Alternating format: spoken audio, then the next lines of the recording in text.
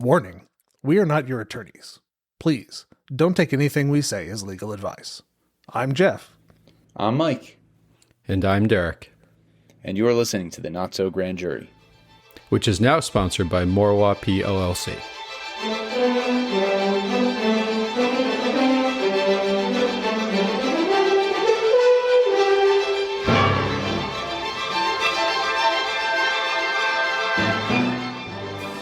Listen, here's the thing. If you can't spot the sucker in your first half hour at the table, then you are the sucker. Welcome, everybody. We started off this wonderful podcast with one of my favorite movie quotes of all time. You got Geoff and Derrick here today. Mike is once again missing in action. Well, we know where Mike is. He just can't make it to the podcast. Right. Taping, that's all. Hope you enjoyed the last one with Geoff and Megan. Geoff is not really holding up his whole most capable end of the bargain most recently, but maybe he can come back and prove to... I would have sworn that I told Mike, hey, this is when we're going to record. You good? And it turns out I either really intended to and never followed through, or I don't know. It was a fun conversation with me and Megan, but you know, I prefer to have more people. Hey, I think it ended up pretty darn well, and you know, we are a professional podcast. Indeed. So here we are. The show must go on. And speaking of which, let's talk about Rounders. So I have to say, Geoff had not seen Rounders. Correct. It is probably one of my top 5 favorite movies. Interesting. Okay. And I think it certainly stems from the fact that I was at one point in time, a law student who played a lot of poker. So it may or may not have resonated with me. Sure. I had played poker certainly down in Atlantic City at the same room he was playing in.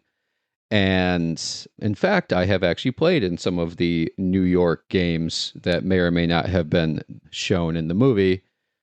Illegal or not, we can get into that in a second. I have never gambled in Atlantic City. Unless you count taking the bar exam in Atlantic City, maybe that counts. But the New Jersey bar was in AC. That could be a separate discussion on this podcast. I mean, listen, Atlantic City was great for me when I was living in New York City, and I was especially working when there wasn't exactly a lot of stuff going on. It happened to occur I started my legal career like in 2009, right after the crash. Yep. So there was a lot of bankruptcy, but otherwise there wasn't a lot of stuff going on. So I found myself being a little more available as a junior associate, at least for my first year or two, and would take the bus down and go to Atlantic City and gamble for some of the weekend and come back, sometimes having not gotten a room, sometimes just having done an overnight poker sesh and then came back to New York. Atlantic City was very good for that. I will also say Atlantic City, I think there's a quote from How I Met Your Mother, which is Atlantic City, always in downfall, never hitting the bottom. Like it just always keeps finding a way to somehow get weirder and worse, and yet it just keeps going. What is a Xenu's collapse? Xenu's runner? I think I may be mixing Scientology and metaphors. Don't know, but we're keeping it in. That's fair. It's funny either way. Shall we do the plot summary just to sort of let people know what's going on? Yeah, sure. I would say I'd say spoiler alert, but this was from 1998, so right. Really no spoiler alert. Mike McDermott, played by Matt Damon, he's a law student. I don't know if gifted law student's the right word. Like he gets a professor to sort of take him under his wing, but like it's unclear if he's actually like good or not. I mean, the movie. Well, do we want to?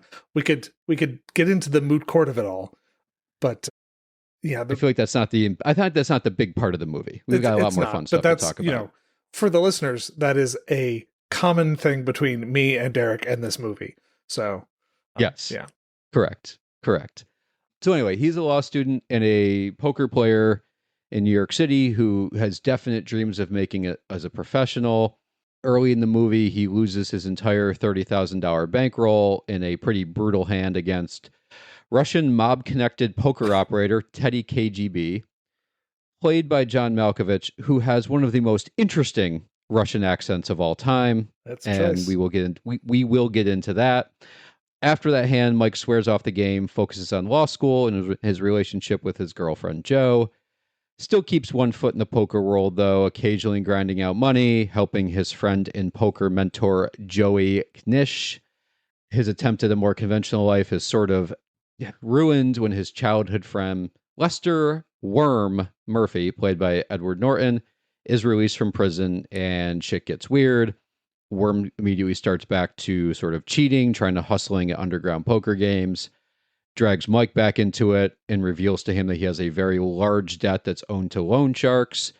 Mike agrees to help out Worm to try to get enough money to pay off the debt, but the cheating by Worm keeps getting them into trouble, including a super fun game with the state troopers where Worm cheats at the state troopers game because that's what a smart thing to do, and they both get thrown out, all their money stolen, blah, blah, blah.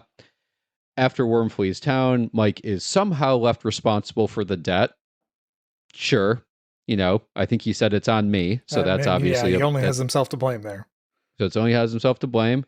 He borrows $10,000 from his law professor, Judge Petrovsky, and he returns to Teddy KGB's underground club for another final showdown. And this time he manages to basically beat him for enough to repay his debts, restore his bankroll, and even get a little extra money, leaving law school behind. And we see him on his way to Vegas to pursue his dream of playing in the World Series of Poker. First question, and I'm going to ask you this, Jeff, because you just saw this movie. Mm-hmm. Is it implied by the movie that effectively all these poker games are illegal? Do you think? I mean, it's certainly implied that at least some of them are. A number of them have like the shadiest speakeasy vibe I can imagine, where, you show up at a door and someone slides a thing aside and, sizes you up and then either lets you in or doesn't. The one with the judges and his law professor, or a couple of his law professors, that seems to be just, hey, let's hang out, shoot the shit, play some poker. Nothing illegal about that. But a lot of the others, I would have to go look at the law, as I think we are about to do, and as we're about to do.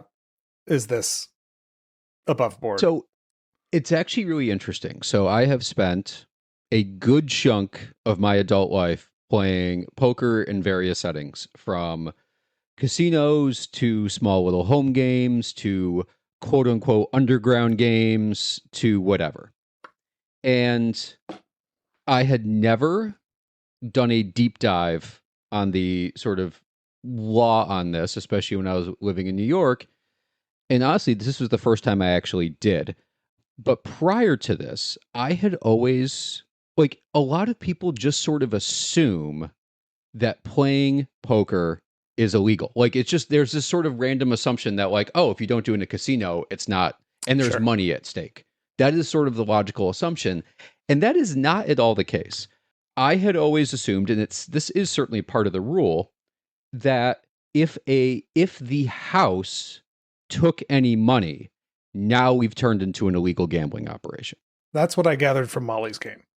And I think that's honestly correct. I think it's a decent, it's certainly one way to distinguish legal from illegal, right? So, good example.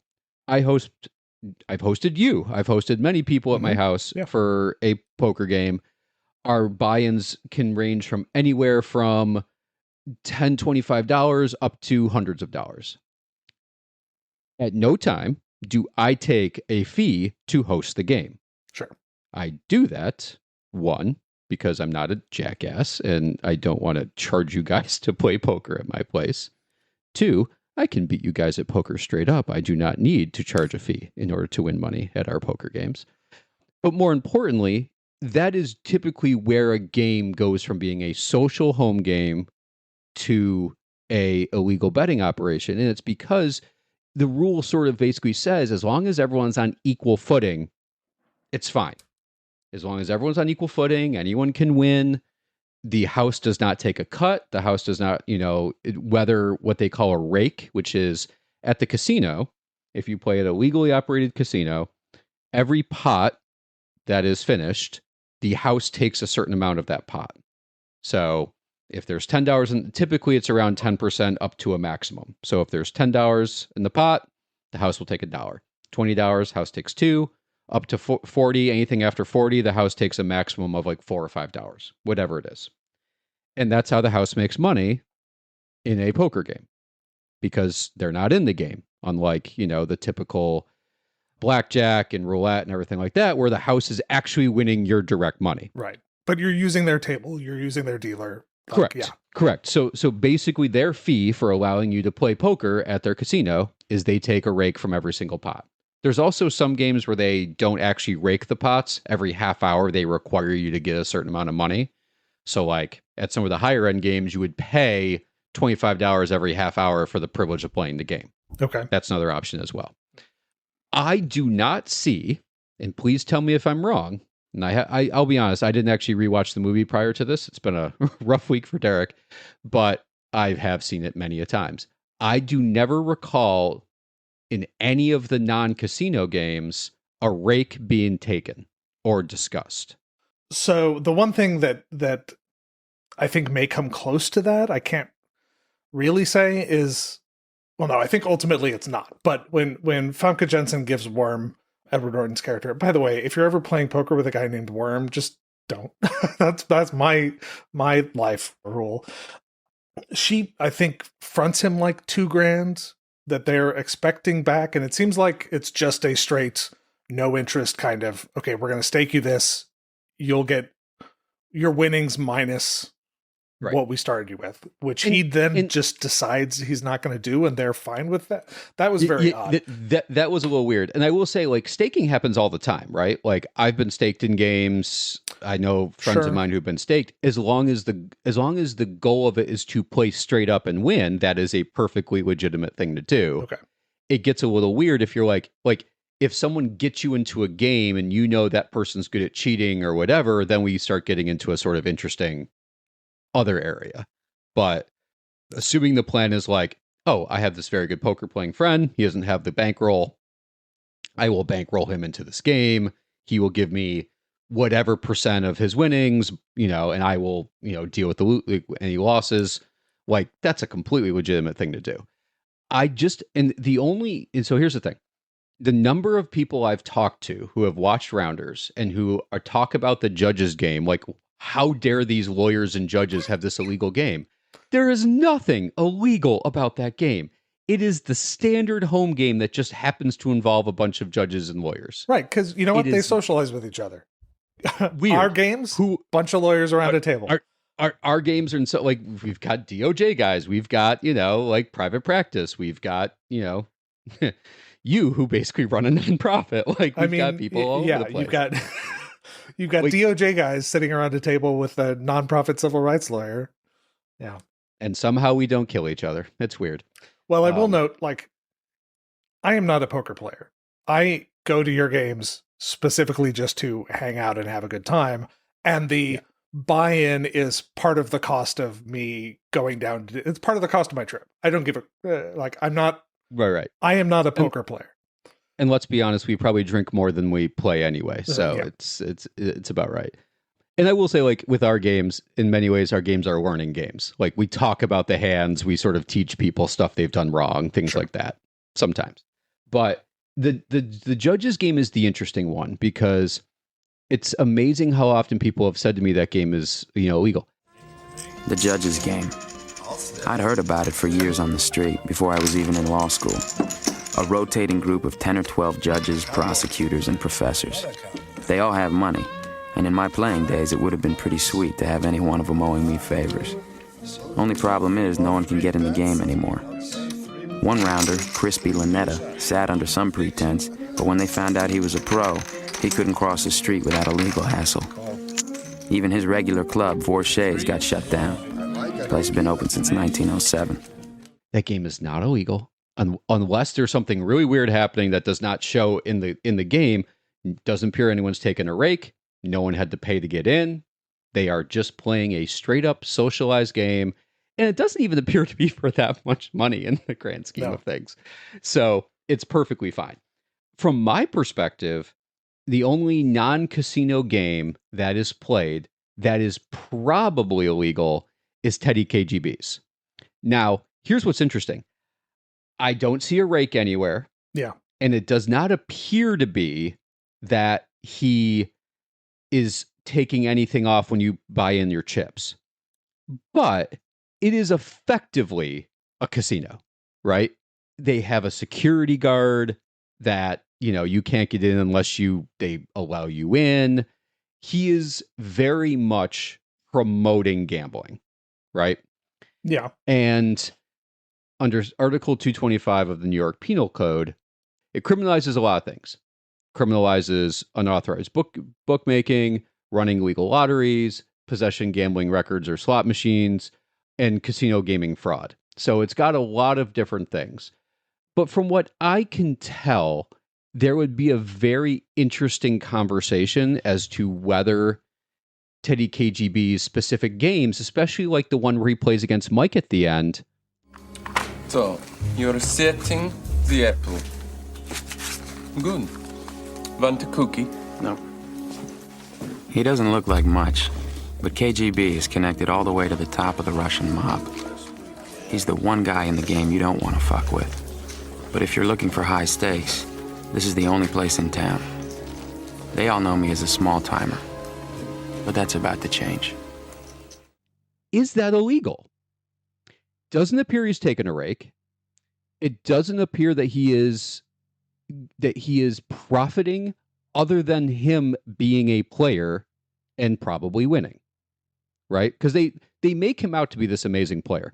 Now, we can talk about the fact that if your tell is eating Oreos, I'm not really sure if you're as good of a player as they are claiming you to be. I understand that for the movie they had to have an obvious tell to be able to sort of present this out to the general audience. But if we look at it from a more specific perspective, I'm sorry. If whether you open or not open an Oreo is the difference between whether you have a hand or not, you're not that great of a player. Just to throw it out there. So it's and I actually sort of struggled with this because they make Teddy KGB's operation so secretive and whatever, and they make it seem like he's doing the most illegal thing. It's really not that illegal.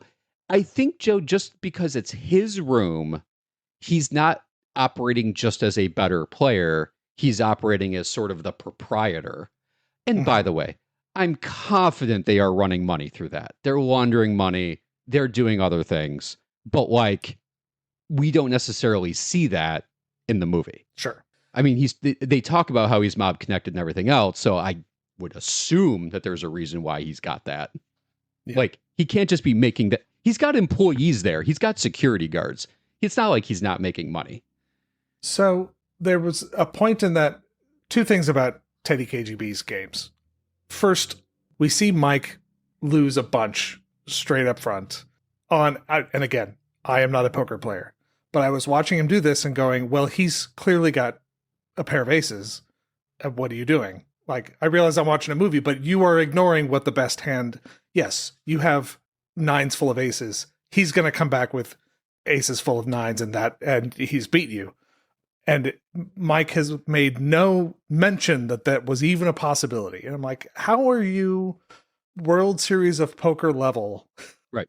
If you're don't get me wrong. It's a really rough hand if you've got, sure, the second best hand and he has the best hand, right? Or it would be close to the second best hand. But regardless, yes, you were one-upped. That's a tough beat. Also, maybe you shouldn't have chucked it all in and made the pot that high that quick. Yeah. Just throwing it out there. I have a buddy who's played in the World Series of Poker multiple times, the main event, and he's always said, keep the pot small until you sort of really know where you're at, and he never really knew where he was at. And then I was confused at one point in the final game that they play. So he realizes that Oreos are KGB's tell, hilariously, and then is he accusing him of cheating, or is he just showing that he knows? Mike goes out of his way to be like, I'm letting you know that I am folding this really good hand because I think you're going to do something. What happened there? Because A, I don't understand why he decided he was going to show the hand he was folding, and B, you've realized that Oreos are his tell and then infuriate him to the point where he throws them away, Right. which seems counterproductive. So Correct. is there a way that made sense? Oh, so it does make sense. It is a little interesting, and we can certainly play the clip right now because it's actually it's an interesting aspect because he actually says his quote is, and we drop it in right now. I'm laying this down, Teddy. Top 2 pair. It's a monster hand. I'm gonna lay that down because you got 2-4, and I'm not gonna draw against a made hand.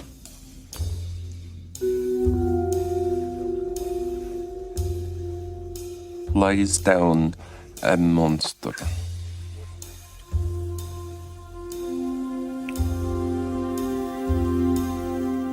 Should have paid me off on that. The fuck did you lay that down?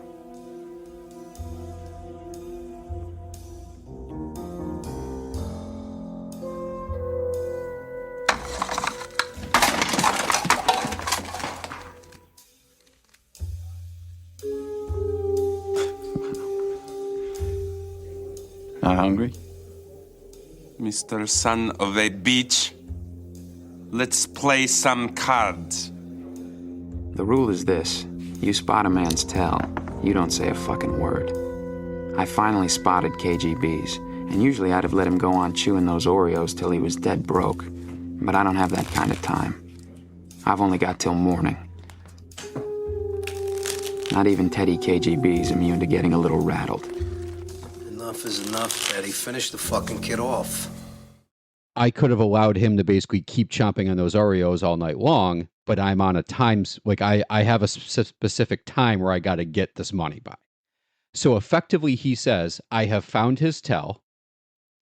I have shown him I found his tell, and now I'm putting him on tilt by doing that. That is effectively what happens. Now, he actually, I think, even says it. If you spot a man's tell, you don't say shit. Right, he does say that, which is what really made me But why. What he claims, and whether it's true or not is another story. He claims like I am on a very limited time window. I need to make whatever 20,000, 30,000 within the next 6 hours. Yeah, I can't just let him. So I can't slowly bleed him because of his tell. I need to sort of fuck with him. So I think that's what it is. It's a like, I have put him on tilt by laying down a monster hand, telling him that I know your tell, and then that just throws his whole brain off. okay. And then you see, because then he starts like letting Teddy KGB bet into him. That's the whole check, he trapped me thing in his very weird Russian accent. And I do think at some point, whether it's now or later, we need to drop in, and I sent you the YouTube clip, Geoff, of Matt Damon talking about the first time that Teddy KG or that John Malkovich came onto set. So Malkovich, the fact that he was even going to come to do this movie, the whole crew was talking about it. I mean, for months, we're waiting for John Malkovich to get there. I mean, it's a big deal. Malkovich is coming, And Malkovich. No, literally, it was like, this was before, that movie too. So when he finally shows up, he gets there and, it's like, at that point, he's walking on water. And we do the first take, and John goes, "If you don't have my money, then you are mine." And I'm sitting across the table from him like, I'm sorry, what did you just say? Like, we're talking like this, and suddenly the action, "If you don't have my money." And the crew bursts into applause. They're cheering. They're like, "Wow, amazing, amazing." And I'm looking at him, and I guess he sees me looking at him. And he leans across the table, and I lean in, and he looks at me, and he goes, "I'm a terrible actor." Which I think is not inaccurate. Because I don't know what accent John Malkovich had. but it wasn't Russian. Sure. That's what it's the kind of accent that some friends of mine refer to as a communist accent. It's Yeah. The generic Russian, communist accent. It's just Eastern European with a sprinkle also of, like, I don't know. It's like dumbly high pitched and like accents in weird places. It doesn't really make sense. It's my opinion that most of the games, and this goes back to sort of the overall thing we were saying, most of the games are perfectly fine. They're little home games. Even if money's at play, it does not appear to be anyone that's being raked or having to pay money to get in. And it also appears everyone's on even level. If you win, you win. If you lose, you lose. To be clear, other than what you're gambling with. Yeah. Correct. Yeah. Yes. Unless you're Worm and you're very good at base dealing, which we can get into in a second. Sure. Hi everyone, Derrick here with a brief message. The Not So Grand Jury is sponsored by my law firm Morwa P. LLC. One of Morwa's practice areas is business law. If you are a business owner or someone who is thinking of starting up a new or side business, you need a legal team who can efficiently provide you legal counsel, keeping you and your business away from potential legal issues, and if necessary, represent you in any disputes that do arise. We pride ourselves on being cost efficient while also getting to know our clients. If you want less stress and more support, you need more law. If you would like to set up a free consult, please click on the link in the show notes or email us at contact@mooreatty.com. That's mooreatty.com. And now back to the show. Okay. Let's jump into all the shit that Worm did. So obviously Worm, so if you cheat at poker, and like I spent some time trying to figure out like is there a like special poker cheating crime. There really doesn't have to be. It's just larceny. Like it's just straight up you're stealing from people. Fair. Okay. Like you don't really need to get too far down the line. Someone has voluntarily put money into the pot and Worm has induced them to do so while secretly rigging the supposedly fair game, right? And for those of you who watched the movie and were still a little clear what Worm is doing, Worm is base dealing, which means that he is dealing from the bottom of the deck to give certain people better cards. He is very good at it, at least according to the movie. And it does lead to the fun quote, and I forget who it's attributed to, trust everybody, but always cut the deck. Like, you can trust people, but when you have a chance, just don't let them easily screw with you. Sure. Always cut. If the person who is dealing asks you to cut, you cut because of stuff like that. Now, obviously, Worm is doing illegal stuff there. Interesting question.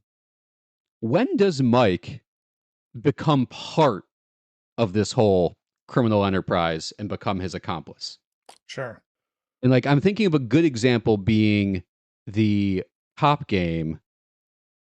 Or no, wasn't the where were they at? Was it at the bowling alley when? No, it's the cop game because Mike wants to go separate and play it legit. Mm-hmm. Worm is apparently at the bowling alley because, of course, why wouldn't you go to the bowling alley? And then a different cop pulls him in. Right. And then that's when Worm comes in and starts dealing Mike. Like, not even cheating for himself, he's now cheating for Mike. So he, like, firsthand, he deals Mike, like, trip aces and he, like, folds or whatever it was. Yeah. And so that raises an interesting question for me. And this, maybe this is a little bit of legal ethics leaking into my thinking, but, a lot of legal ethics, the things you are required to report are things that that you are, you have positive knowledge of someone is going to commit a crime or lie on the stand, these various things. He does not, just because he got dealt a good hand, know that Worm is cheating.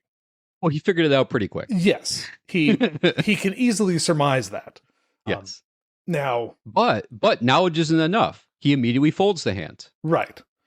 He's not encouraging it or helping him cheat. He's simply not calling him out on it. It's actually hard to figure out where, like, no one's ever prosecuting that because they get the shit beat out by the cops. Right. So that's a whole different thing. But, and by the way, that scene could be a law exam by itself.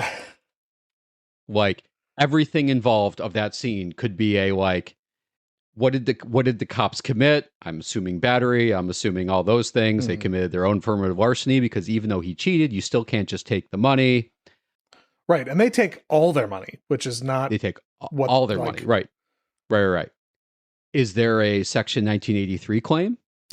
So I give some thought to that. And I think the answer is no, but I'm curious what you say. I would argue not, because 1983 only arises when someone is acting under the color of law. And these happen to be cops running a poker game. They are not running the poker game in their capacity as police officers. So I don't think that you could raise a civil, like if you get hit by a policeman driving their car, that is not a civil rights violation simply because it's a cop. No, I don't think a civil rights claim would be viable here. Yeah, and I think I agree. And in fact, I had found law. So this was a 1998 movie. There's a 1994 case from the Second Circuit, which is the court that would apply to New York anyway, where an off-duty police officer drunkenly shot a guest at his home, and the guest sued everybody. Sure. Like, not just the cops. They sued, the town, the police department, everything else.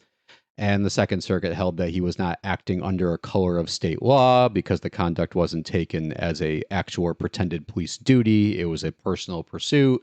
And that I think included the fact there was a different cop at home who didn't stop him, so on and so forth. So I think I agree with you. They weren't. Now, I'm sure there is an argument. They sort of exercised their authority to kick them out. Yeah. They seem to, they in some ways, sort of, and like, where we don't is see the game taking place? Is it in the? It looked, no, it sort of looked like it. I mean, I think the only way they figure out, well, It was like an elk lodge or something. it looks like it's sort of like a lodge, and it's not like they went to the police station. Like it looks like it's at a lodge, Even though and there's there just are like a dozen cop cars out there. I was going to say there's a shit ton of cop cars, but I don't think that indicated it was anything that was like formally associated with the police department, right? And can I say, in that scene, I was pleased because Worm has described it as a bunch of municipal employees running a game. I know this game up in Binghamton. In Binghamton? Yeah. It's like 16 or 17 guys. 2 full tables, all municipal workers. They come play right after they get their paychecks. It's very fat. Are you sure? But Binghamton's 5 hours each way. Yeah. Look, I figure there's 15 or 20 grand in that room. Okay, if we get even half of that, we're home. Lead me to it.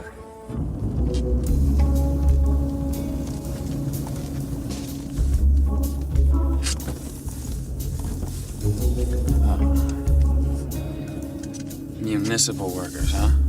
Well, these guys work for the city. They work for the state, you idiot. Oh, this is just stupid. Look, we're here, okay? I mean, you got any better ideas? And they are all state troopers, and I thought, well, none of them are municipal anything. And thankfully, for our purposes, Mike does call him out on that. He's like, these are not municipal anything. They don't work for the city. They work for the state. You idiot. State trooper. you idiot. Yeah, that was the idiot part. Not the fact that you brought us to a game you're going to cheat in with all the cops. Right. Well, no, I mean, that's, yeah. Now, obviously, the beating is unquestionably criminal, but it's not necessarily a federal civil rights violation. Right. Correct. Like, yeah. And them throwing, like, if presuming that the cops are there with permission of the lodge or whatever, and like they're also not acting as cops by removing them from the lodge. Like, listen, I feel like there's some colorable arguments, right? I think all in all, it's probably not, but I could see the arguments that like someone would make on behalf of Mike and Worm. Yeah, right? it would not be frivolous if you tried to bring a claim. Right. It is not a winning argument. Right. Fair enough. All right. And I guess for our listeners, we should be clear. So there's a distinction in when you're bringing legal cases. When you bring a frivolous claim where you have there's no legitimate argument in support of whatever claims you're making, the judge can throw it out. The other side can ask for you to pay their attorney's fees, various things. If you just bring a losing case or a long shot that you still have like a plausible, viable argument for. Like, they are cops. They did beat them up. Like, you could try and make the case. You're going to lose, but the other side is probably not going to be entitled to you paying their legal fees, and your attorney isn't going to be sanctioned for bringing the claim in the first place. Those kinds of things. Because I just want to draw the distinction for our audience between what a frivolous case and a colorable but losing case is. Right. A good example of a frivolous case is a vast majority of the claims involving the 2020 election, where many of the lawyers on behalf of Trump have been sanctioned, and pretty badly, might I add. Multiple being disbarred, multiple having pretty strong monetary sanctions against them, because they literally brought cases without not only without any facts, having knowledge that the facts were the opposite. Mm-hmm. I actually had a case, in fact, it's a sort of continuation of a case that I've been litigating for 6+ years, where the other side brought a new lawsuit with effectively the same exact arguments from a previous one that got dismissed, and the court, sanctioned them, basically saying there is no legitimate reason to have brought this. You have already been shot down. You can't do it again. That's what happens with, like, if someone gets sanctioned, it's because they have done something that is actively unethical. We all, from private lawyers to government lawyers to nonprofit lawyers to civil rights lawyers, we have all brought cases where we have had to tell our clients, we may not be a guaranteed winner here. That's different from being sanctionable conduct. Yeah. As long as you have a colorable argument that you can make, I am comfortable making that case, but I also am comfortable telling my client that there's no guarantees here. And sometimes even saying we don't have a great chance of winning, but we have a chance. And as long as we have a chance, it's worth making. So yeah, that's here, like you said. I don't think it's a sanctionable, case to bring. It's definitely not frivolous, but they probably don't win. Cool. Geoff? Yes. During law school, would you have been able to be a all-night poker player and then go be a functional law student? In fact, Geoff, were you a functional law student without having done the other part? I mean, yeah, reasonably. Okay.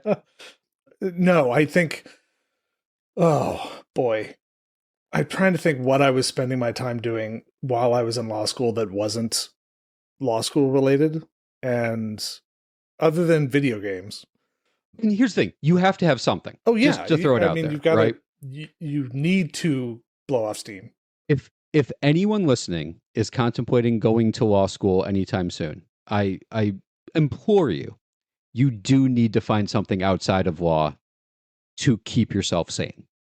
Absolutely. Like, I got into soccer refereeing. I played a lot of tennis. A buddy of mine and I played ping pong all the time. Like, there are things you need to do that just clear your mind and get away from the law. I played a lot of racquetball. There we go. Yeah. You need something. And video games can be it. Shoot. We used to have like movie night where just like for 3 hours we could all forget that we were law students. Sure. You need to have those because you can tell the people that didn't have that were the ones that you could just see were going a little batshit. Yeah. Because it's a lot. And at some point in time, there's only so much you can learn. Like 12 hours a day is already enough as it is. Yeah. And I remember like one of the things I sort of instituted for myself first semester was when it came to finals. And for those who have not gone through law school, the only thing you're really graded on is the final exam. Some professors may do things a little differently where you have like a midterm or, right. Who knows? But especially first year, especially the 1L year. Yeah, especially, definitely.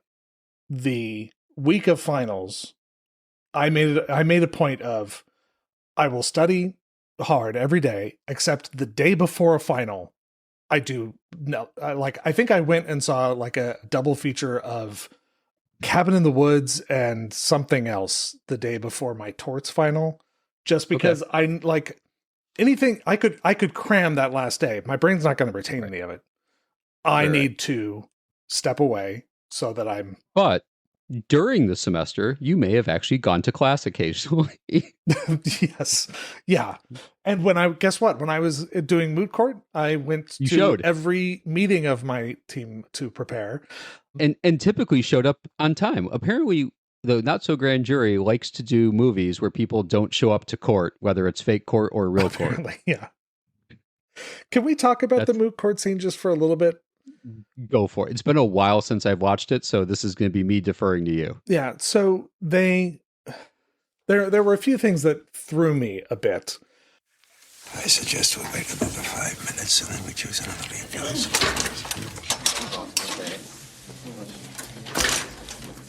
Here it comes.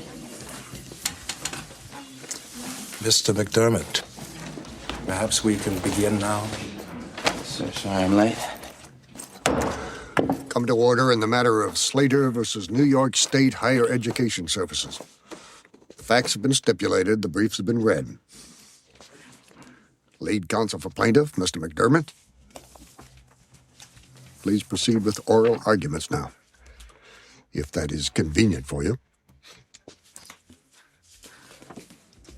Yes, it is, and again, I'm sorry that I'm late. Well, I think clearly the case which controls the issue at bar would be Texas versus Johnson, which holds... Texas versus Johnson? Mr. McDermott, that is a Supreme Court free speech case that has no bearing in the premises. Each group was apprised to ignore that aspect of this matter and focus instead on the idea of de facto segregation.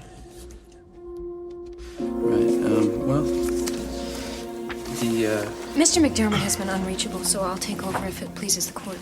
Someone saying something meaningful would please us a great deal. What we have here is a clear case of gerrymandering, impacting school children and schools in a district that was created solely to separate students by race. Okay. This is essentially this team giving appellate oral arguments to a 3-judge panel. For those who don't know, Derrick and I are judges in a moot court competition that involves people giving oral arguments to a 3-judge panel. This was very familiar. It's a 4-person team. They are working from some sort of closed set of facts and have been specifically told at some point, while Mike was not present, that one of the cases that appears to be relevant can't be discussed, is off limits. We don't know why. It's a free speech case, but then they turn to like Fourth Amendment. It was very strange.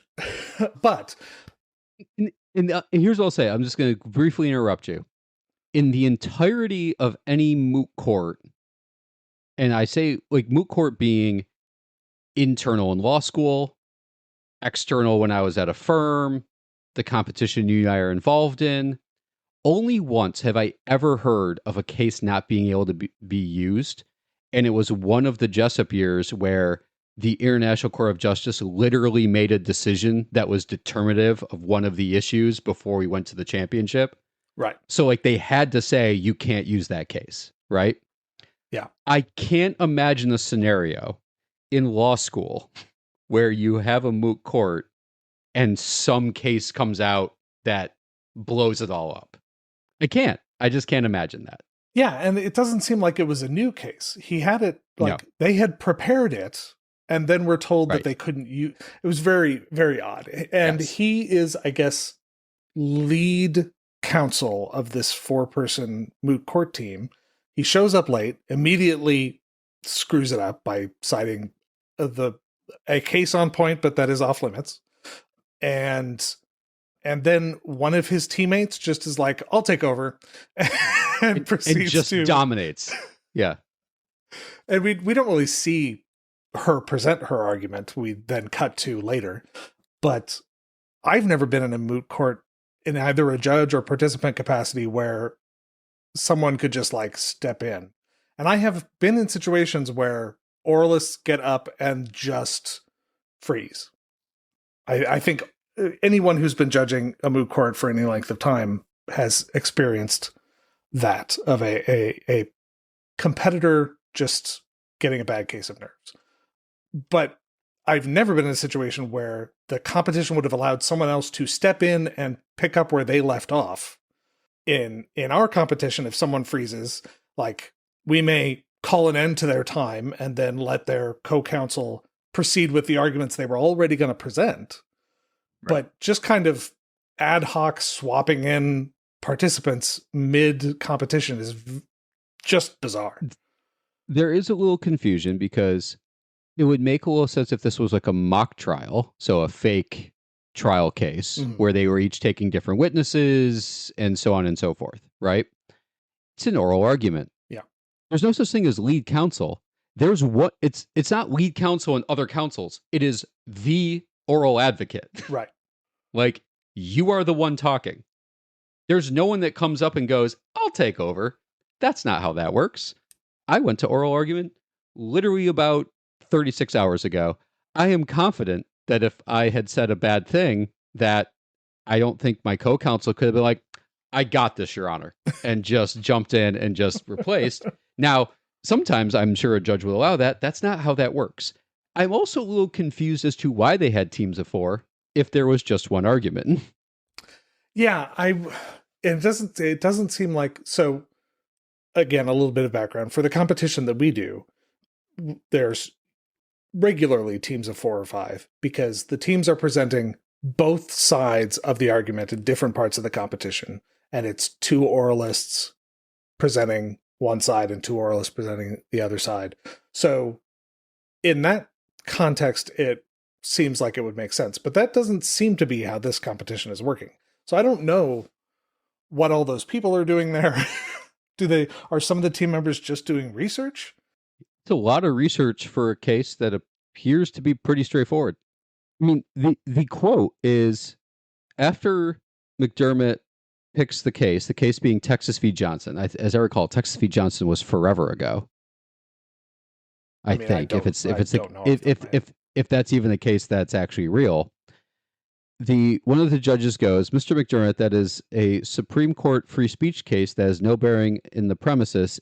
And then the next judge goes, each group was apprised to ignore that aspect of this matter and focus instead on the idea of de facto segregation. What? I don't know.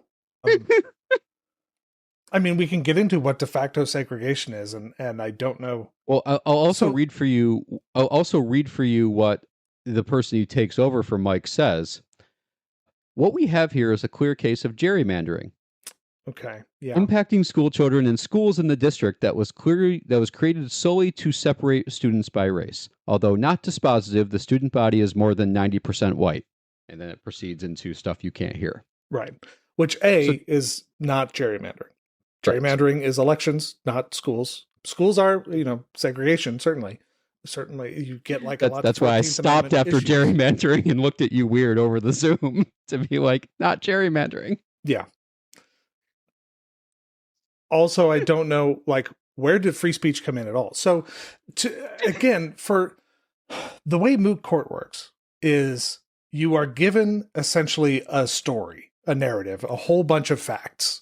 For the Jessup, it's like a 30, 40-page document that's just a slew of facts, some of which are relevant, some of which are not, but everyone knows exactly what happened.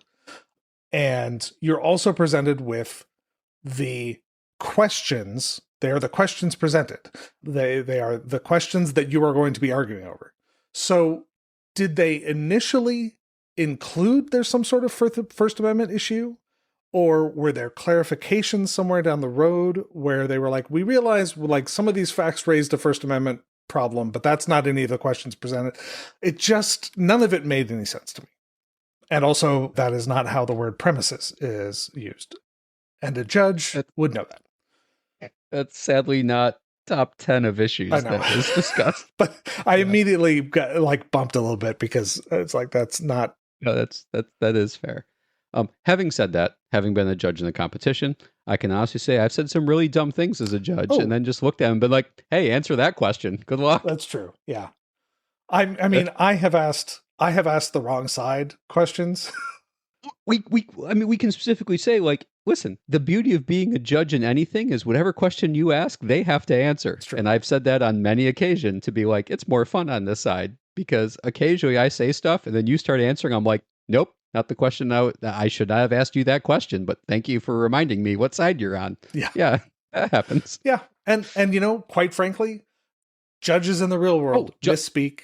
Judges in the real world, well, they've heard 4 different cases today, and they've asked you something that it's maybe confused with facts from another case. Who knows? Maybe they were half asleep. That all happens. Right. But this is a Hollywood script. Correct. But so in fact, less than like 48 hours ago, I had an argument in New York Supreme in good old Nassau County. And I thought we had a very good argument, but you never really know.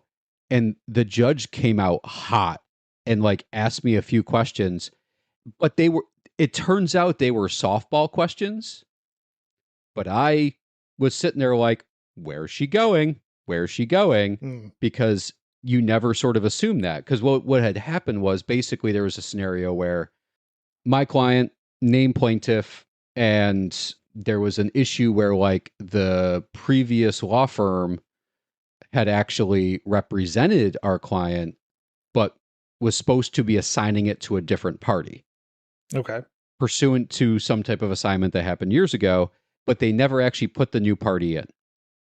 They never actually did anything. However, they claimed that their client had entitlement. So they were actually sort of representing 2 different parties, including us at the time, which is a big ethical no-no. Sure. And so our client found out that they were doing this. We came in, took over the case on the plaintiff's side, and basically said, and it's a foreclosure case. There was about to be a sale of the property, and we said, give us the property. That's effectively what happened.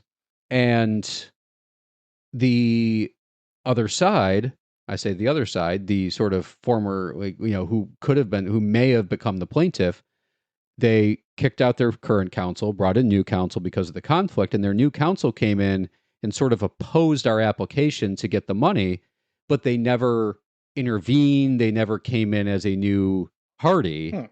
And so the judge was effectively trying to get me to say, the main argument here is just, do we get the money or does it sit in escrow? Like that was the primary argument, which is one of the arguments. But what she was trying to get me to say is, we don't care who the proper party is. I'm the only party sitting in the audience.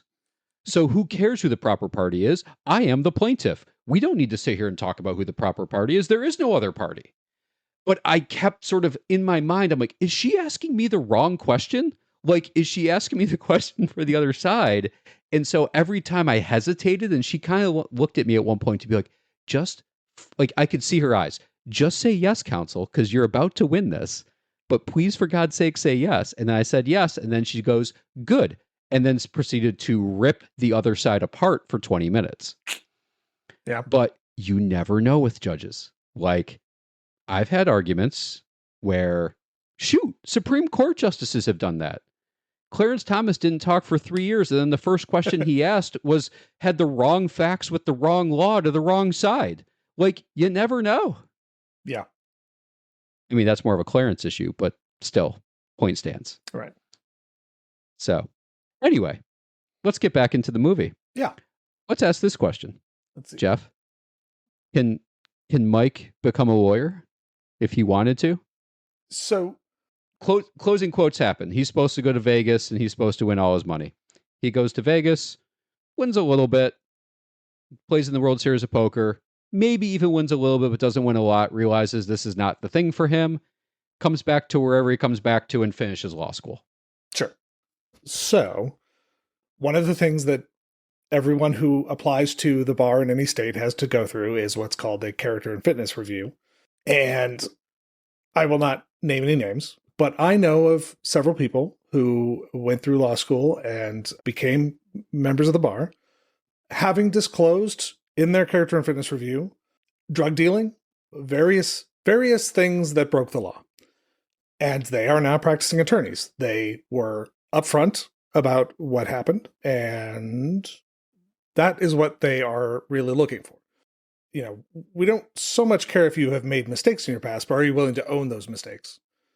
And so I think based on what we see in the movie, and that, like, I don't think any of Mike's actions like, he is actively trying to dissuade Worm from cheating or doing any of that the entire time.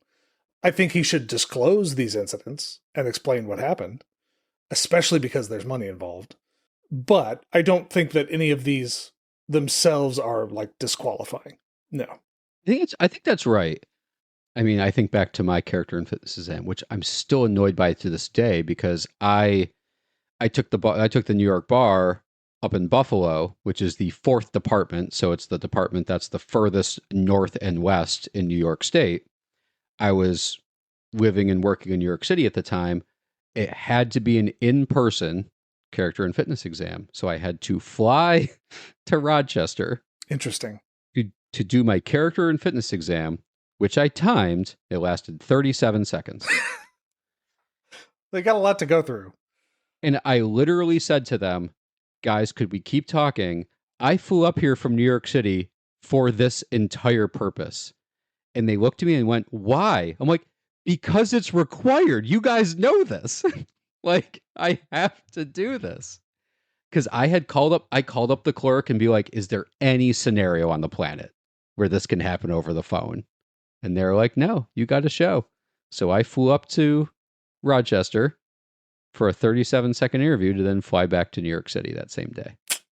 Yeah, that's interesting, because I filled out a form, and God damn it. There was no, I mean, I think like someone did give me a call and like ask me some routine like rote questions. I think that may have been the background check for when I was interning at the U.S. Attorney's Office. I can't quite remember. Did you take it in New York City, or did you take it Javits Center, or where did you take the New York bar? Oh, I didn't take the New York bar. I took New Jersey and PA. Well, that's why. No one cares if you're, Yeah. Everyone in New Jersey has buried a dead body at some point. Sucks to they be wouldn't you. Have any lawyers anymore. It was seriously the dumbest thing. Me having to tell my law firm, hey guys, I gotta fly up for the character and fitness interview to Rochester. And they're like, okay, that sounds made up. Like, are you just taking the day off? Like, what's happening? I'm like, no, I seriously have to do this. Like, wow. Yeah.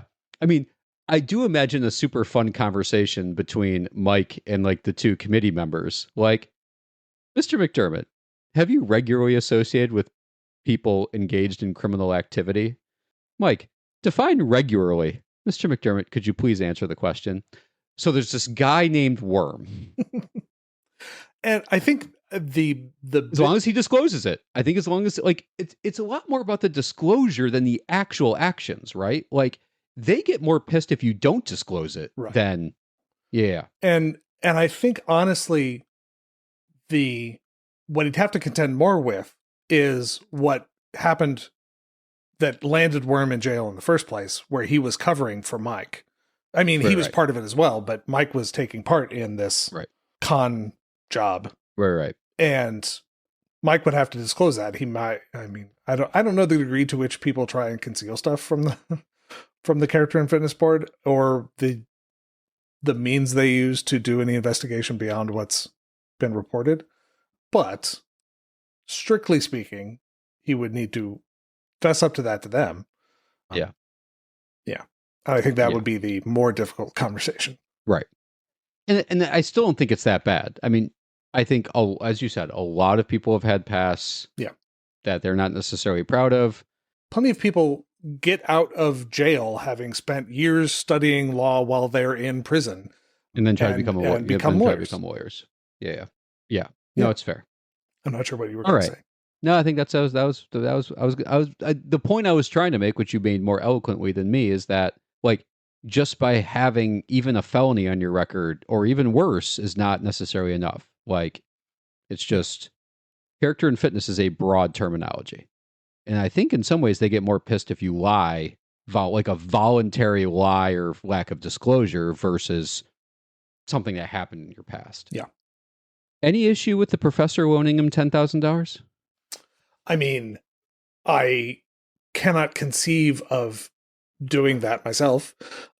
Going to like your professor who like you're friendly with, but legally, ethically, he is not his, an attorney can't loan a client money, but that is not the relationship that they're in. it is not any sort of quid pro quo, there's no like exchange of, sexual favors or anything going on for this 10 grand. Just seems like he is loaning him this money out of the goodness of his heart, which, fair play to Martin Lando's character. I suppose, well, okay, let me back up. He is giving him money knowing that it is being used to pay off a mafia debt or something like that. Does that we'll drop the we can drop the clip in to see exactly what he says. I'll see you around, Ganesh. Is this temporary? Will you be back next semester? No, I think we both know I'm no lawyer. I hope my story didn't discourage you. No, it inspired me. I think I was on my way out anyway. But now you're here. That's right. You in trouble? Yes, sir, I am. Not with the law. I owe. A gambling debt? Yeah. It's not mine. I vouched for the wrong guy. So now it's on me. I understand. So, what will it take for you to be free of this? I need $15,000 tonight. Michael!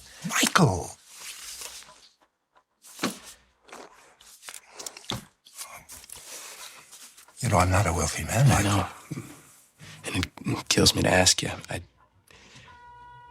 I don't have any other play here. So, if you can help me at all.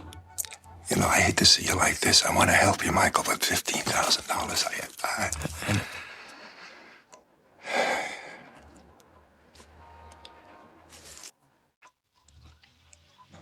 If it must be tonight, 10 is the best I can do. Would you do that? It is a very heavy implication that he's in deep to some bad people. He owes some bad people a lot of money. More than 10 grand, in fact. Correct. Because I think the professor says if it needs to be now, the most I can do is 10. Yeah. Maybe if there was some sort of RICO prosecution going on, then he might get roped into that. Because, in a criminal conspiracy, you don't necessarily need to be, if you're writing a check for 10 grand that's going into some sort of criminal enterprise, it doesn't matter if you did it out of the goodness of your heart necessarily. And I do think it's a little, from my perspective, and I think I'm sort of with you, there's nothing like at the time, Mike is still a law student. Yeah.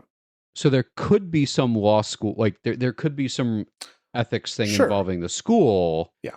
Where a professor can't be any type of economic ties to the student, right? That may be something. I don't think that's illegal. It could be an issue with the school. Right. That was the only thing I came up with because I don't think there's anything clearly unlawful. Now, if Mike had said, I'm going to take your $10,000 and go gambling in a legal establishment to try to win more money to pay back the debt, that might be a little bit of a different story because then you have a scenario where he might be an accomplice to a criminal thing. Yeah. Right. But the fact that he just says, I need money, I'm in deep, I don't think is enough. He's just trying to help him out. Yeah. There's no, I don't think he says enough for the professor to be like, I am aiding and abetting a criminal act. And again, to go back to our previous conversation, it's actually unclear how illegal the game is that he does go play. Right. Yeah. It's just him and Teddy KGB straight up. Like nothing about it appears to be in and of itself that game an illegal operation. Maybe the whole thing involving Teddy KGB's game or room or whatever we want to call it, that's probably illegal, but the game itself is not necessarily illegal. He's playing, right. It's just a very high-stakes social game. Texas Hold'em. Like they both equally could win, technically. And to the extent it's a game of there's a question of skill. It certainly seems like when Mike wins, there's some chance that he might get the shit beat out of him and not get the money. So that is interesting. The fact that the guy is sitting there, and in fact, Teddy KGB says it, we can drop the quote in. It hurts, doesn't it? You can't believe what fell. All your dreams, dust. hops down the fucking drain. Your fate is sitting right beside you. There's probably something not legal about that. Right. There's duress. There's Yeah. Obviously he is paying back a, loan shark essentially. That nothing about that particular arrangement is above board. Legitimate. No. I mean, especially he took on the debts of someone by saying it's on me. That's all he said. Yeah. Now, granted, probably not great. Worm got into it from begin with, but that's neither here nor there.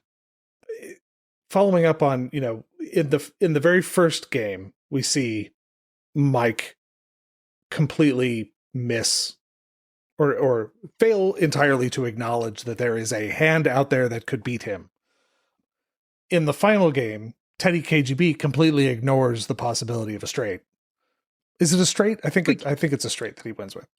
But the flop is 6, 7, 10 offsuit, so it's not like a straight flush or anything, but obviously an opportunity for a straight that he just doesn't contemplate as being possible. So there were a couple of things that even as a non-poker player in any real sense, I was like, really? Yeah. What's implied is that he just misreads Mike. Right. You're playing the guy, not the hand. Right. So and what had actually happened is Mike flops the best hand and there's no hand that can eventually get better. Right. So for those of you who are not terribly into Texas Hold'em, if you have hit a very big hand and a very big hand, depending upon the board, so you get 2 cards and there are 3 cards shown as the community cards that anyone can use. If you hit a big hand early on, and typically that's a flush, a straight, maybe 4 of a kind, maybe a full house, which is 3 of one card and 2 of another, you typically don't bet.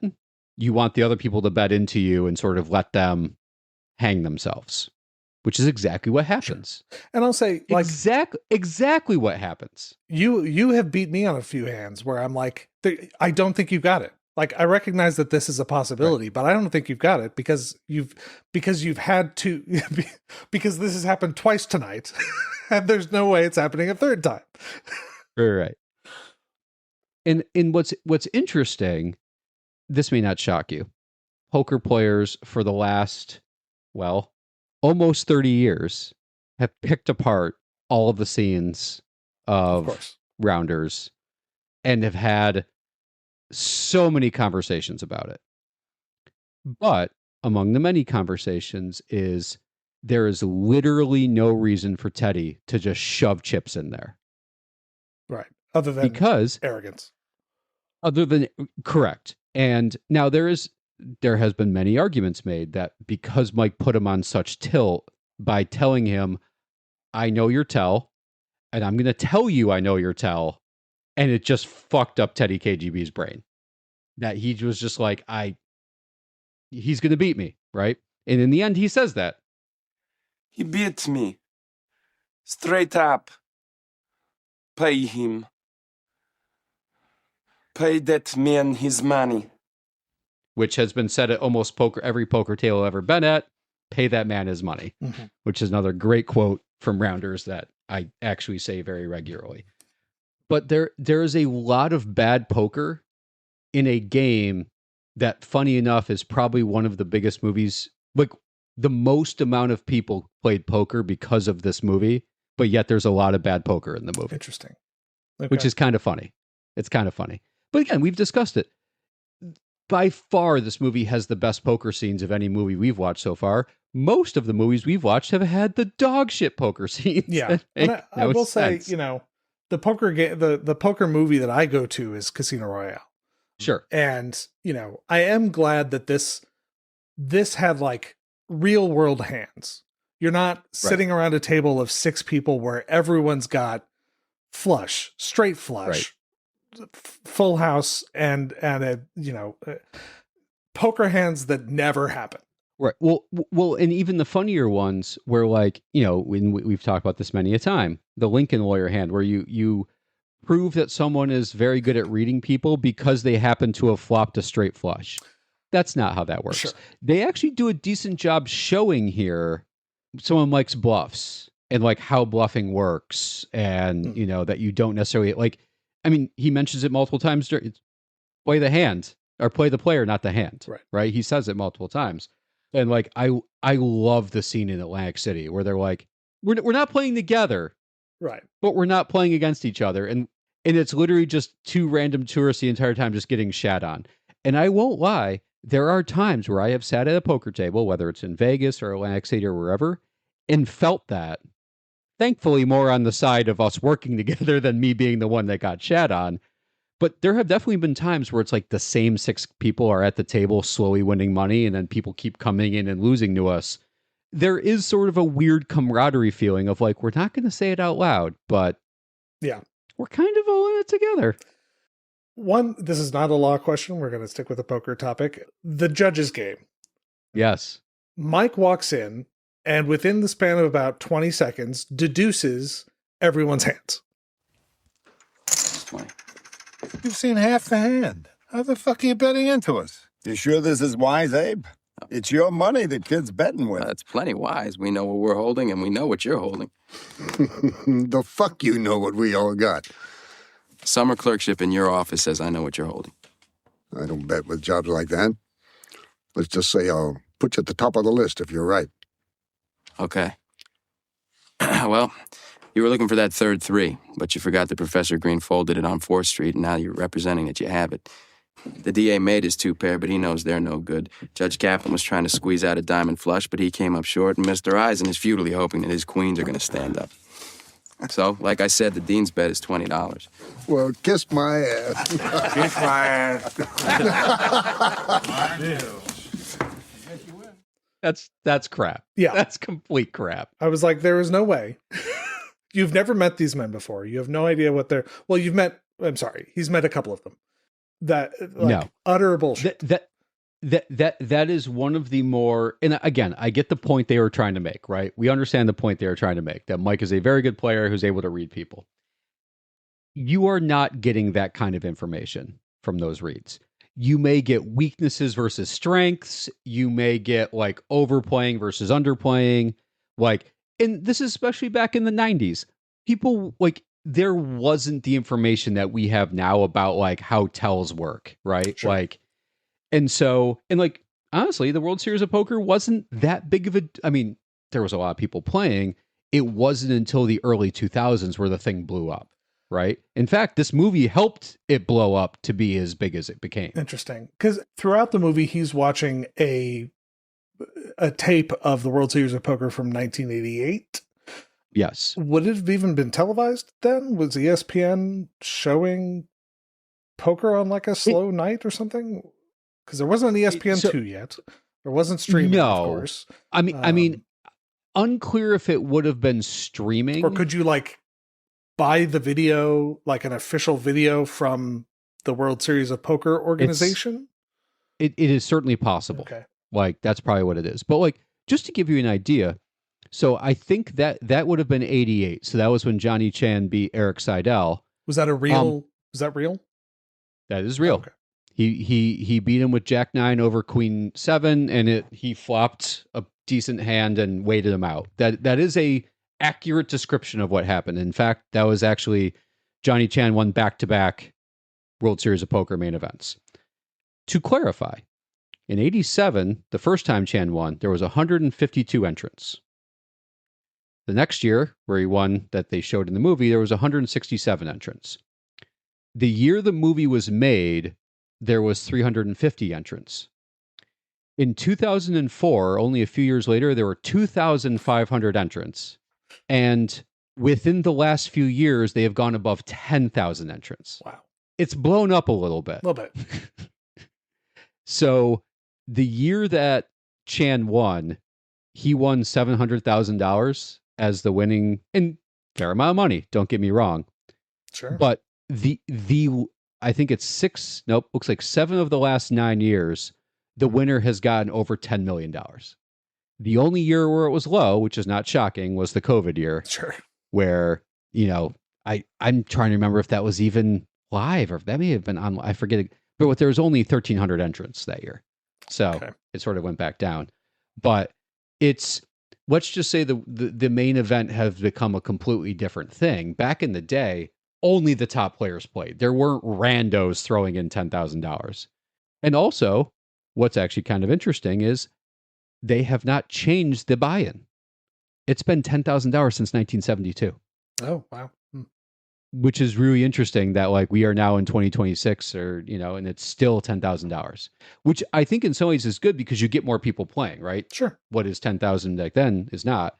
And which has come true because last year, Mike Mizrachi, who is a very well-known player, won the main event. Like, you could easily argue that is the most impressive win ever by overcoming 9,700 players, and you are a like known poker player. Like, that is a really impressive thing to do.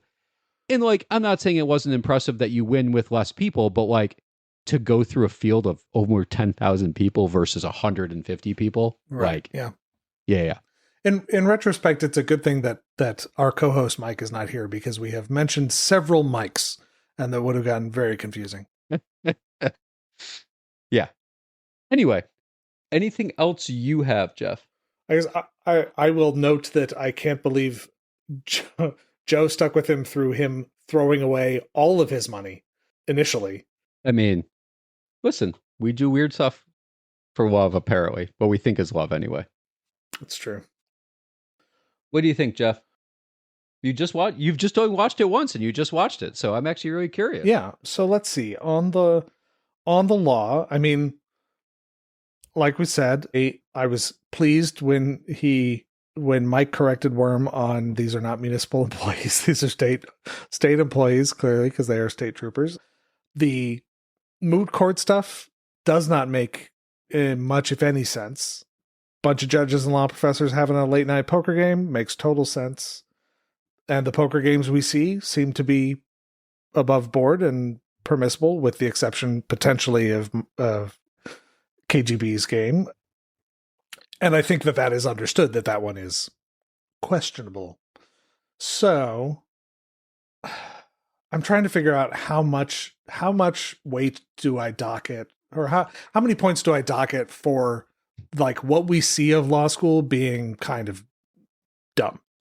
See, this is where I wish we could go back to our number of judges thing. Yeah, because at the same time, that is not really what the movie is about. What the movie is about, it gets right in general. I'll say yes. And maybe that's just a really weird moot court competition that doesn't make a whole lot of sense. I wouldn't be surprised. Law schools do a lot of shit that doesn't make a whole lot of sense. And let's be honest, like moot court judges do a lot of things that don't make any sense. True. So you never really know. I liked, we didn't discuss it during the merits of our discussion. However, the guy the judge saying, well, I'm not going to let you like buy a clerkship from me, but I'll put you at the top of the pile. I thought that was good because a judge really shouldn't be exchanging clerkships for help at the poker table. Right. Again, when Mike's calling out stuff that there's no reasonable way that he would be able to call out. Right. But that's poker. Fair enough. I'm focusing on the law. Right. Understood. So yeah, I'm going to give it a pass on the law. Entertainment value was also mixed for me. I don't want to say more mixed. Ultimately I enjoyed it, but this movie suffered from something that often happens where I really don't like any of the characters, save for like Martin Landau's character. Cool guy. I would like to, we should all be so lucky as to be like deans at a law school. But, Mike throwing away his life for fucking Worm just rubbed me the wrong way. The fact that he opens the movie ignoring a hand that not in any way, shape, or form a poker player, was like, why aren't you planning for that possibility? Edward Norton's character, Worm, just being the worst. Ultimately, I was entertained. By the end of the movie, I had set those things aside, but it was touch and go for a little while. I was contemplating putting it on, 1.5 speed to get through some of the stuff that I felt was kind of predictable. But ultimately, I did enjoy it. Okay. So I give it passes on both. Okay. I mean, on the entertainment side, for me, it is one of my favorite movies. I do agree that there's annoyance with some of the characters. Like, yeah, Worm's designed to be an asshat, and that's fine. Right. But like, you're like, Mike, be better. Like, you're with Gretchen Mol. What are you doing right now? Like, stop it. Just stop it. You are the two of you are in a New York law school, theoretically about to become, pretty decent lawyers, and all you have to do is not throw all your money away. Right. You could just play a little poker, just a little bit. Just enjoy it. Can I, as a side note, the degree to which Hollywood ignores the fact that federal student loans are a thing? Like, oh, I've lost all my money. That's like, okay, well, you can still, like, I went through law school on loans. Like, that's how people go to school now because it's so expensive. Right. Well, and I was about to say, there was no indication that either of them were like going to get huge scholarships in any capacity. Right. In fact, Mike mentions tuition at one point. He's like, I threw away my tuition money. And it's like, oh, you had tuition money? Right. Hey, like, you know what he could have done is just gone to the bursar's office, applied for a federal loan for like the maximum amount allowable. And guess what? There's your tuition. You shouldn't do this, by the way. Don't do this. But don't take financial advice from a legal podcast. Right. I'm just saying, like, he's up against the wall here. Now, I don't know. Right. It's 1998, so like I'm not sure exactly what federal student loans looked like at the time. But they existed. Yeah. And, you probably couldn't do it in a weekend. No, but like, I did find it interesting that he said, like I lost my tuition money, all that other stuff. Listen, for me to go to law school, I was in phone number debt at a point where like the number didn't even matter anymore. Like, what was an extra 10, 20, 30,000 because you're in a lot of debt. I call it phone number debt because your debt just looks like a phone number. Oh, it's like, what does that mean? Like you're just like you're not ignoring you're every phone call. you're in phone number debt. You're not even sure what the number is anymore. Is that a debt or is that whatever? Gotcha. 10 digits. And right, it feels like that, right? Yeah. And then it does. But when you're in law school, like, that's not what you're worried about. You're worried about getting through. You want to get through law school and then get paid and then figure it out. Yeah. Right. And whether that's, trying to get a good job to be able to pay it off quickly, whether that's, public service. Right. Whatever it happens to be. But anyway, in terms of entertainment, it's one of my favorite movies. I agree that the characters are annoying. Mike does some real dumb decisions. Worm is a bad character. Teddy KGB is... It's a hilarious character, but God, John Malkovich, come on, buddy. There's some great, but as someone who's a big poker guy and played and went to law school, like it was just such a good movie, and it really got a lot of people, including me, into playing poker. So, and again, I think it is one of the more realistic movies when it comes to the poker side, even if it does overstate a lot of it. So, entertainment value, it's huge. They have mentioned ever since it came out that they want to have a Rounders 2. Like, Damon does a lot of interviews saying he wants to do it. Ed Norton says he wants to do it. The scriptwriters say they want to do it. I don't know what's holding them back. I would love to see it too, but who knows? Like, 30 years later, Rounders 2, a Maverick Top Gun type situation. Where yeah, interesting. When it came out, I wanted there to be a 2, just because he heads to the World Series. Like, what happens? I want to know. Sure. We may never know. On the law, this is one of those tough ones because, like you said, the moot court is a disaster. But when it comes to every other legal thing, I don't know. They kind of get them right. There's also now to get right. It's just like, this is how it works. There are underground poker games. A real world, yes. There are underground poker games. There are the games that happen all the time. It doesn't terribly screw up law school in some ways. Like, now granted, I don't think he could have gotten away with like as many absences as he had, but also like, I didn't have a lot of my professors like necessarily keeping tabs on me during the semester. Like, yeah, they were doing the Socratic method even more than when we went to law school, but like I could have probably missed a bunch of classes and it wouldn't have freaking mattered because it's all about the final. Right. Yeah. So I'm going to say yes, but it is a very bare pass when it comes to the law side. Yeah. And it all happens over at most about a week. I think it's really like 3 Yes. days. So we can't have really missed all that much anyway. Right. There's not a lot of real life time that has passed from well, obviously when he lost the 30K, that's a while. Well, yeah, ago, that's like right? 9 months earlier. But when they first start showing him driving the truck versus the end, it's not that long. Right. It's a relatively short time frame. And plenty of people have, just to mention, since we talked about him driving the truck, plenty of people work their way through law school. 100%. So, yeah. 100%. Yeah, and I mean, I certainly know people who went to law school and then went to a part-time job or even sometimes a full-time job, depending upon the situation, and then somehow got their stuff done with a family. Like, yeah, God bless them. And one of my classmates had their first child, first semester of law school. My brain can't even understand that. Yeah. Like, it definitely put it into perspective because, like, yeah, I had a couple people in my law school who had, you know, multiple kids and full families. And I'm just like, how are you doing this? And they're like, priorities are shifted, dude. You know, I'm just trying to get through law school. That's all I'm trying to do. Sure. And you're like, fair enough, you know? And they were the ones that were the most impressive to me because I could barely function as a human being during law school. And I'm like, don't you dare throw me a significant other and a kid at this guy. Yeah. God help me. Anywho, fun one that we didn't think was going to last that long. And of course it somehow lasted, an hour and a half. Yeah. No, yeah. Like most of our episodes. I imagine, you know, there's some stuff that I know we're going to cut out. So yeah. Let's hope so. All right.